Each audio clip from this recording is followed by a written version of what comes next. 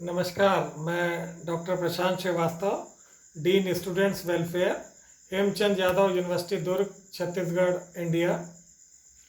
आज हम जिस विषय पर चर्चा करने जा रहे हैं वो है जो मौसम या वेदर से संबंधित जो अलर्ट्स जारी होते हैं, कलर्ड अलर्ट्स जिनको कहा जाता है, yellow alert, orange alert, red alert. तो हमारे बहुत सारे मित्रों के मन में ये बात होगी कि ऐसा क्या है जो अलग अलग कलर के हिसाब से मौसम विभाग चेतावनियां जारी करता है। तो आज हम इसी पर आपको संक्षिप्त जानकारी देने का प्रयास करते हैं। दरअसल क्या होता है कि जब मानसून के आने का समय होता है, जैसे अभी आप जिस समय ये वीडियो हम रिकॉर्ड कर रहे हैं, तो आप देखिए कि केरल में मानसून अपनी दस्तक दे चुका है और मुंबई में भारी बारिश जारी है, मध्य प्रदेश के कई शहरों में बारिश जारी है। तो आपने अखबारों में, टेलीविज़न में, इंटरनेट पे देखा होगा कि भारतीय मौसम विभाग जो है, इंडियन मीटेरोलॉजिकल डिपार्टमेंट, उन्होंने येलो अलर्ट और ऑरेंज अलर्ट इस तरीके के अलर्ट्स जारी किए हैं। तो मैं यदि आपको एक नटशेल में बता दूं कि जैसे जैसे रंगों की तीव्रता बढ़ती है, अर्थात पीले से लाल की तरफ अपन बढ़ते हैं, वैसे वैसे बारिश की जो भीषण स्थिति है वो बढ़ती जाती, वो उसका सूचक है। तो यदि मान लीजिए शुरू में येलो अलर्ट जारी किया गया, इसका मतलब यह है कि आने वाले दिनों में भारी बारिश हो सकती है और आप सतर्क हो जाएं। यदि आप कहीं बाहर जाने का प्रोग्राम बना रहे हैं तो अपने ट्रैवल प्लान को चेंज कर सकते हैं। आप अपने जो दूसरी रोज़मर्रा की ज़िंदगी की चीज़ें हैं उनको आप थोड़ा सा पहले से एडजस्ट कर लीजिए और ये भारी वर्षा के लिए जो भी आवश्यक चीज़ें हैं वो आवश्यक तैयारियां आप कर सकते हैं। तो नॉर्मली यदि आप देखेंगे तो लगभग जब 10 मिलीमीटर वर्षा 1 घंटे के अंतर्गत होती है तब हम उसको येलो अलर्ट जारी करते हैं, और येलो अलर्ट का मतलब होता है एक प्रारंभिक चेतावनी।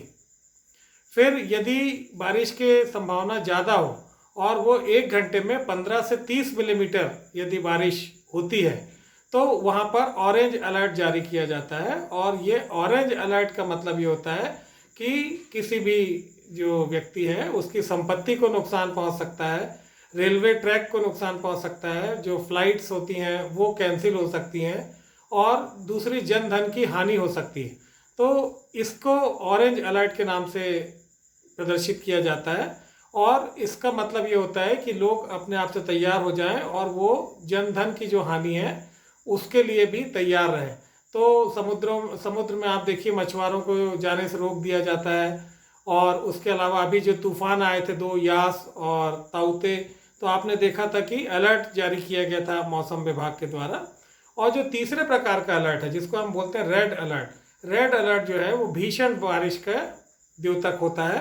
और रेड अलर्ट जारी करने का मतलब ये है कि उस बारिश से सभी तरह का नुकसान या जिसको हम कैलेमिटीज़ कहते हैं वो ज़रूर से होंगी।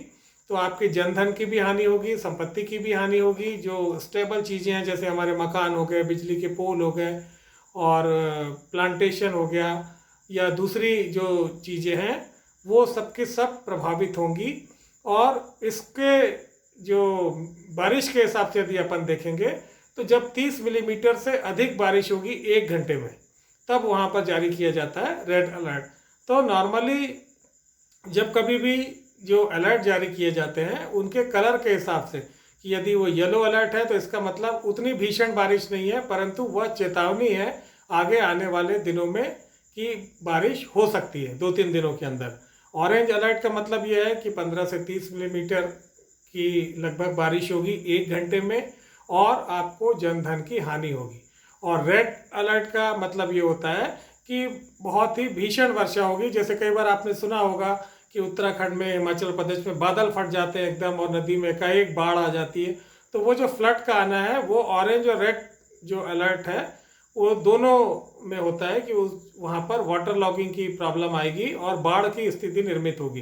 तो आपने देखा होगा जो हमारे उत्तर भारत की नदियाँ हैं, जब वहाँ बादल फटना जिसको बोलते हैं, क्लाउड बर्स्टिंग कहते हैं, तो उनमें एकाएक जो है वो नदी का जल स्तर एकदम से बढ़ जाता है और वहाँ पर बाढ़ की स्थिति निर्मित हो जाती है। तो जो रेड अलर्ट होता है वो सबसे भीषण बारिश का द्योतक है और उसमें हमको घरों से निकलते समय या ड्राइविंग करते समय या फ्लाइट से कहीं जाने का प्लान बनाते समय या ट्रेन से कहीं जाने का प्लान बनाते समय हमको अवॉइड करना चाहिए, क्योंकि रेड अलर्ट जो है वो विनाश का या विध्वंस का इंडिकेटर होता है। तो हमारा मौसम विभाग इसीलिए कि कम से कम हानि हो और लोग पहले से सचेत हो जाएं, इसलिए ये जो कलर्ड अलर्ट्स जो है वो जारी करते हैं।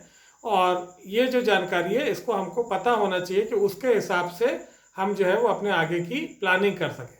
फिर आप देखेंगे कभी कभी आपको अखबारों में दिखाई पड़ेगा कि ब्लैक अलर्ट इस बात का द्योतक होता है कि जैसे अभी आपने देखा कि चक्रवात तूफान आए थे, प्रशांत महासागर के क्षेत्र में चक्रवात तूफान आते रहते हैं, तो कभी कभी उनकी इंटेंसिटी या तीव्रता इतनी ज़्यादा होती है और वो बड़े विनाशकारी हो जाते हैं। तो जो हमारा प्रशासन तंत्र है वो भी असहाय हो जाता है, क्योंकि इतनी रफ्तार से हवाएं चलती हैं, इतनी भीषण बारिश होती है, तो जो भी अरेंजमेंट्स हैं वो सारे के सारे ध्वस्त हो जाते हैं।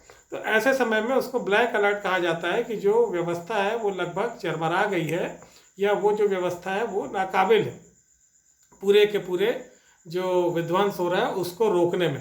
तो आप स्वयं भी अलर्ट रहें, इस तरीके की भी स्थिति निर्मित होती है। तो इस प्रकार से हमको आपको ये समझना चाहिए कि जब कभी भी अलर्ट जारी होते हैं तो हम उसके हिसाब से अपनी दिनचर्या को जो है वो एडजस्ट करें और उसके हिसाब से हम व्यवहार करें, तो हमें कम से कम हानि होगी। मैं आशा करता हूँ कि आपको यह जानकारी अच्छी लगी होगी। नमस्कार।